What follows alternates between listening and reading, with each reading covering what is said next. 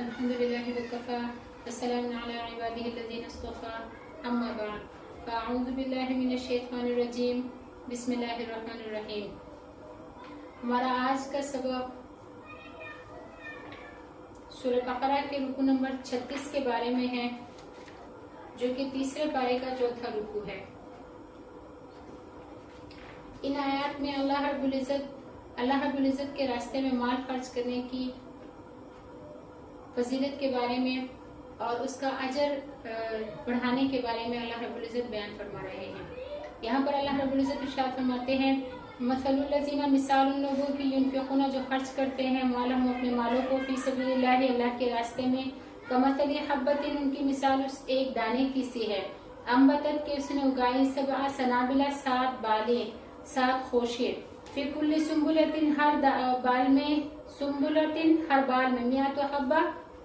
100 دانے ہو، واللہ، اللہ تعالیٰ، یضاعف، بڑھاتا ہے، لمن یشاء، جس کے لیے چاہے، واللہ، اللہ تعالیٰ، واسع علیم، وسیع علم والا ہے۔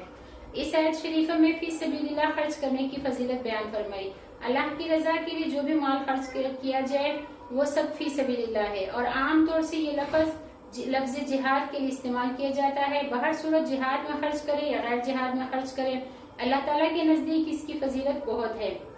اور یہ تو عام قانون ہے کہ من جاء بالحسنۃ فلہ عشر امثالھا، کہ جو کوئی شخص ایک نیکی کرے اس کے لیے اس کا 10 گنا ہے۔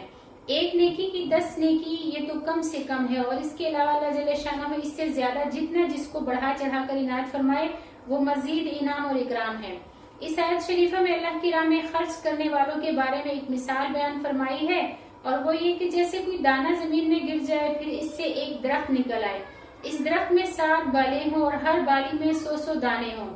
اس طرح سے ایک دانے کے 700 دانے بن گئے۔ اللہ تعالیٰ جل شانہ ایک درہم یا ایک دینار یا 1 روپیہ یا 1 پیسہ خرچ کرنے پر اس کے عوض ثواب میں 700 گنا عطا فرماتے ہیں، اور 700 پر بھی کوئی منحصر نہیں ہے، اس سے زیادہ بھی عطا فرما دیتے ہیں، جس کو اللہ تعالیٰ نے واللہ یضاعف لمن یشاء میں بیان فرمایا ہے۔ اللہ تعالیٰ بہت بڑی وسعت والا ہے، وہ جس کو جتنا چاہے دے سکتا ہے، اور وہ علم والا بھی ہے، کسی کی کوئی نیکی اس کے علم سے باہر نہیں۔ اس کی رضا کے لیے جو بھی کوئی بدنی یا مالی عبادت انجام دے گا، اس کے ضائع ہونے کا کوئی خطرہ نہیں، آخرت میں اس کا ثواب چند در چند پالے گا۔ حضرت بریدہ اور حضرت انس رضی اللہ تعالیٰ عنہ سے روایت ہے کہ نبی کریم صلی اللہ علیہ وسلم نے ارشاد فرمایا کہ حج اور جہاد کا خرچہ ایک جیسا ہے، 1 درہم خرچ کرنا 700 درہم خرچ کرنے کے برابر ہے۔ اللہ تعالیٰ کے یہاں کسی کے ثواب میں کوئی کمی نہیں، فضل ہی فضل ہے، عطا ہی عطا ہے، تھوڑے پر بھی بہت اجر ملتا ہے۔ نیت اللہ کی رضا کی کرنی لازم ہے۔ آیت بالا میں بھی لفظ فی سبیل اللہ فرما کر اخلاص کی طرف متوجہ فرمایا ہے، اور آئندہ آنے والی آیات میں خرچ کرنے کے آداب بتاتے ہوئے ریاکاری کے طور پر خرچ کرنے کی مذمت فرمائی ہے۔ اسی لیے اللہ رب العزت آگے ارشاد فرماتے ہیں، الذین، وہ لوگ، ينفقون، جو خرچ کرتے ہیں، اموالہم، اپنے مالوں کو، فی سبیل اللہ، اللہ کے راستے میں، ثم، پھر، لا یتبعون، پھر وہ پیروی نہیں کرتے، ما انفقوا، جو انہوں نے خرچ کیا ہو اس پر، منن، احسان جتلا کر، ولا اذن، اور نہ تکلیف پہنچاتے ہیں، تو لہم، ان کے لیے، اجرہم، ان کا اجر ہے، عند ربہم، ان کے رب کے ہاں، ولا خوف علیہم، نہ ان پر کوئی خوف ہوگا، ولا هم یحزنون، اور نہ وہ غمگین ہوں گے۔ اس کے بارے میں ان آیات میں اول تو اللہ کی راہ میں خرچ کرنے کی فضیلت بتائی ہے کہ جو لوگ اللہ کی راہ میں خرچ کرتے ہیں ان کے لیے اجر و ثواب ہے، نہ ان پر کوئی خوف ہے، نہ وہ رنجیدہ ہوں گے، اور ساتھ ہی 2 باتوں پر تنبیہ فرمائی۔ اول یہ کہ جس کسی کو مال دے اس پر احسان نہ دھرے اور اسے تکلیف نہ پہنچائے، ساتھ ہی یہ بھی فرمایا کہ صدقہ دینے کے بعد احسان جتانے اور تکلیف پہنچانے سے صدقہ باطل ہو جاتا ہے۔ بہت سے لوگوں کی جو یہ عادت ہوتی ہے کہ تھوڑا بہت صدقہ دے کر ان لوگوں پر احسان بھرتے ہیں جن کو کچھ دیا ہو، اور خاص کر ان لوگوں پر جو رشتہ دار ہیں یا اپنے شہر کے رہنے والے ہیں، ایسے لوگ احسان بھرنے سے اپنا ثواب باطل کر دیتے ہیں۔ جس پر احسان بھرا جائے، اس احسان کے الفاظ سننے سے احسان بھرنے کی طرح برتاؤ کرنے سے تکلیف ہوتی ہی ہے، اور بعض مرتبہ یہ بھی ہوتا ہے کہ ان کو حقارت کی نظر سے دیکھتے ہیں یا ان پر خرچ کرنے کی وجہ سے بگاڑے لیتے ہیں۔ اس لیے لفظ مننا، احسان جتانے کے ساتھ لفظ عذاب بھی ذکر فرمایا ہے کہ اللہ کے لیے خرچ کرے اور احسان بھی نہ جتلائے اور کسی قسم کی کوئی تکلیف بھی نہ پہنچائے، تب ثواب کے مستحق ہوں گے۔ پھر آگے اللہ رب العزت ارشاد فرماتے ہیں، قول معروف اچھی بات کہنا، مغفرۃ اور کسی کو معاف کر دینا سے خیر یہ بہتر ہے من صدقۃ اس صدقے سے یتبعھا اذی جس کے ساتھ کسی کو تکلیف پہنچائی جائے، واللہ اللہ تعالیٰ غنی بے پرواہ ہے، حلیم تحمل والا ہے۔ یہاں پر اللہ رب العزت فرماتے ہیں کہ اگر کسی نے سوال کیا اور اسے نہ دیا اور خوبصورتی کے ساتھ اچھے الفاظ میں جواب دے دیا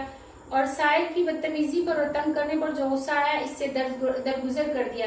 تو یہ اس صدقے سے بہتر ہے کہ کچھ دے دے پھر احسان جتلائے یا کسی طرح سے تکلیف پہنچائے۔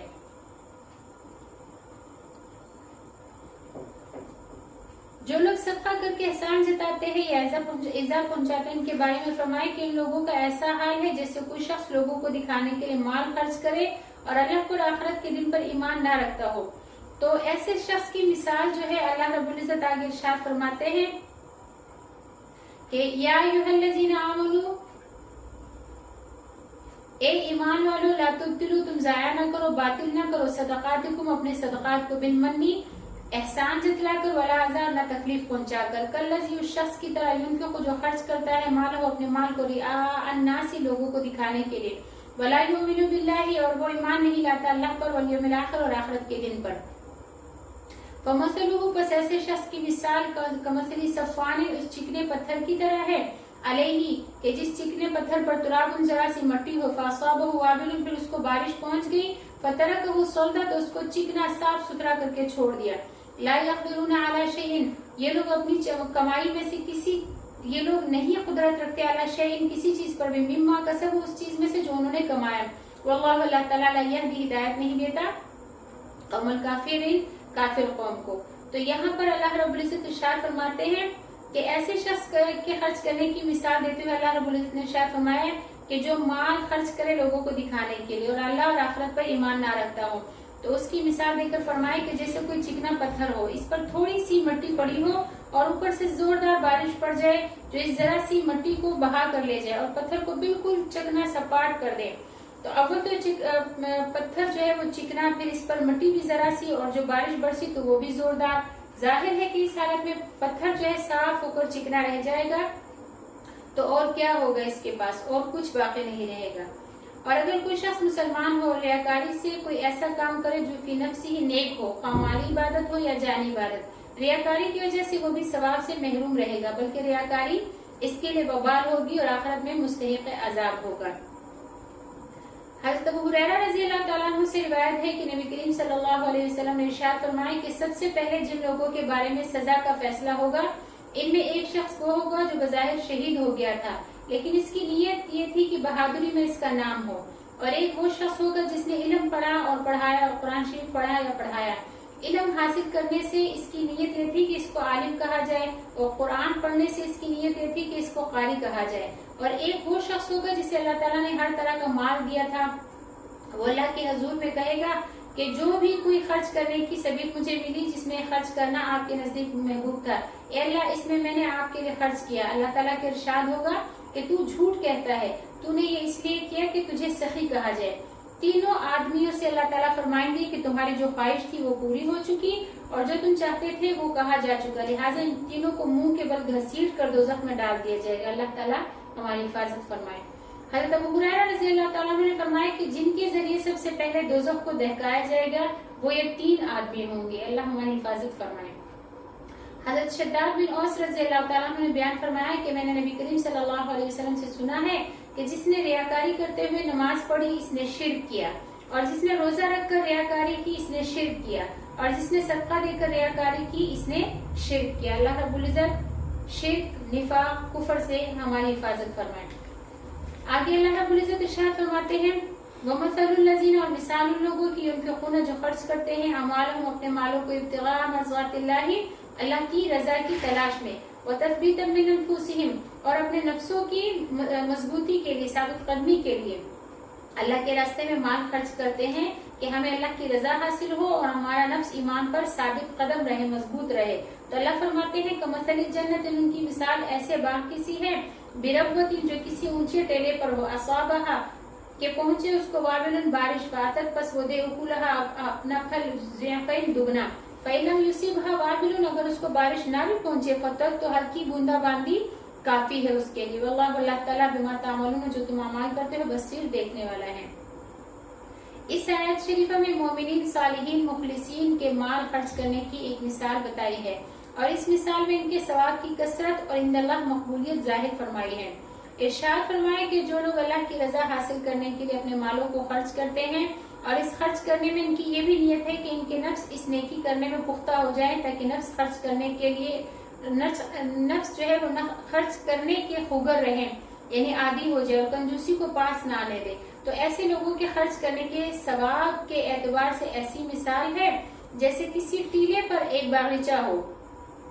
टीलों की आबो हवा बागों के लिए निहायत मुनासिब होती है, फिर ऊपर से जोरदार बारिश भी हो जाए तो जमीन को और ज्यादा कुव्वत और ताकत पहुंच जाए, जिसकी वजह से दुगने फल आ जाए। चूंकि ये बागीचा ऊंचे टीला पर है, इसलिए जोरदार बारिश ना हो तो थोड़ा बहुत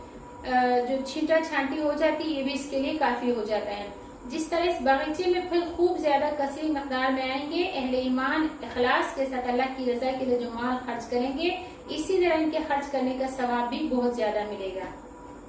फिर आगे आखिर में फरमाया वल्लाहु बिमा तामलून बसीर, यानी जो अमाल तुम करते हो अल्लाह ताला उसको देखता है। यानी जो भी कोई किसी तरह का अमल करता है, अच्छा हो या बुरा, अल्लाह ताला सबको देखता है। हर अमल का बदला अल्लाह के यहाँ से मिलेगा। रियाकार को भी अल्लाह ताला जानता है और मुखलिस को भी। अपने अमल की हर एक को निगरानी करना लाजिम है कि इखलास है या नहीं। अल्लाह रब्बुल इज्जत हमें इखलास वाले अमल करने की तौफीक अता फरमाए। आगे अल्लाह रब्बुल इज्जत इरशाद फरमाते हैं, अयवद्दु अहदुकुम, क्या तुम में से कोई एक भी इस बात को पसंद करता है, अन तकून लहु जन्नतुन, के उसका एक बाग हो, मिन नखीलिन, खजूरों का, व अनाबिन, और अंगूरों का, तजरी के जारी हो, मिन तहतिहल अनहार, उसके नीचे से नहरें, लहू उसके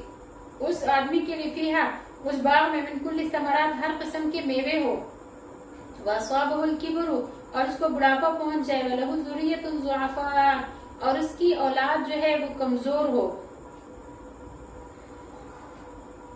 फ़असाबहा इअसारुन, फिर उसको सख्त तेज आंधी आए,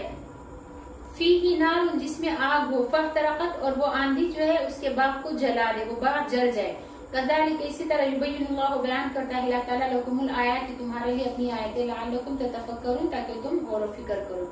इस आयत शरीफा में उन लोगों के बारे में एक मिसाल बयान फरमाई है जो अमाले सालिहा अंजाम देते हैं, लेकिन इनको रियाकारी या नेकी जतलाकर या एहसान जतलाकर या तकलीफ की वजह से या किसी ऐसे अमल के करने से जो अमाल जाया करने का सबब वो बर्बाद कर देते हैं उस नेकी को। तो उनके बारे में इरशाद फरमाया कि किसी शख्स का बाग हो जिसमें खजूरों और अंगूरों के दरख्त हो और इनके अलावा भी हर किस्म के फल हो, इसके दरख्तों के नीचे नहरें जारी हो और वो खुद बूढ़ा हो गया और इसके अहलो औलाद जो है वो ज़ईफ हो, खुद भी कुछ नहीं कर सकता और औलाद भी किसी काबिल नहीं, गुजारा का रास्ता सिर्फ यही बाग है जिससे वो अपना गुजारा करते हैं, अपना खर्चा भी इसी से चलाते हैं और बाल बच्चों का सहारा भी यही बाग है। ऐसी हालत में एक तेज आंधी आई, इस आंधी में आग थी, उस आग ने सारे बाग को जलाकर खाकस्तर कर दिया। ऐन हाजत के वक्त जबकि इस बाग की बहुत ज्यादा जरूरत थी, कुछ भी ना बचा, सारा ही जलकर राख हो गया। तो इस मिसाल को सामने रखकर समझ ले कि जो अमाल सालिहा अंजाम दिए जाते हैं इनका सबसे बड़ा फायदा ये है कि आखिरत में इनका सवाब मिले, वहाँ हाजतें पूरी हो और आजाब से हिफाजत हो। लेकिन इखलास ना होने के बायस जब बहुत बड़ी और सबसे बड़ी हाजत का वक्त आया तो जो अमाल किए थे उन्होंने कुछ भी काम ना दिया, क्योंकि अल्लाह की रजा के लिए नहीं किए थे बल्कि बंदों को दिखाने के लिए अमाल किए थे जो बज़ाहिर नेक थे, लेकिन रियाकारी ने इनकी नेकी खत्म कर दी थी। नमाज पढ़ी दिखावे के लिए, हज किया नामो नमूद के लिए, सदका दिया शोहरत के लिए, जिहाद के बहादुरी जाहिर करने के लिए, सदका दिया शोहरत के लिए और शोहरत के ख्याल से ना था तो जिनको दिया था इन पर एहसान जतलाकर और तकलीफ पहुंचाकर जाया कर दिया। तो आखिरत में पेशी है, अमाल सालिहा की जरूरत है और अमाल का सवाब मिल नहीं रहा। ऐसे वक्त में जो बदहाली होगी इसका कुछ अंदाजा मज़कूरा बाला बाग वाले आदमी की हैरत और परेशानी से कर दिया जाए। अल्लाह ताला फिक्रमंद बनाने के लिए तरह तरह की मिसालें बयान फरमाते हैं, इसीलिए यहाँ पर फरमाए लअल्लकुम ततफक्करून, ताकि इन मिसालों को आप लोग सामने रखो, इन पर गौर फिक्र करो। अल्लाह रब्बुल इज्जत हमें इखलास और ईमान की दौलत से जो है मालामाल फरमाए और इखलास वाला ईमान और इखलास वाले अपने दीन की खिदमत नसीब फरमाए। अल्लाह ताला हमारी इस कोशिश और काविश को भी कबूल और मंजूर फरमाए इखलास के साथ। अल्लाह ताला रियाकारी और मुनाफत से हमारी हिफाजत फरमाए। اور دنیا اور آخرت میں ہمارے اس کاوش کو جو ہے اللہ رب العزت ہماری نجات اور کامیابی کا ذریعہ بنائے. وآخر دعوانا الحمدللہ رب العالمین. السلام علیکم ورحمۃ اللہ وبرکاتہ.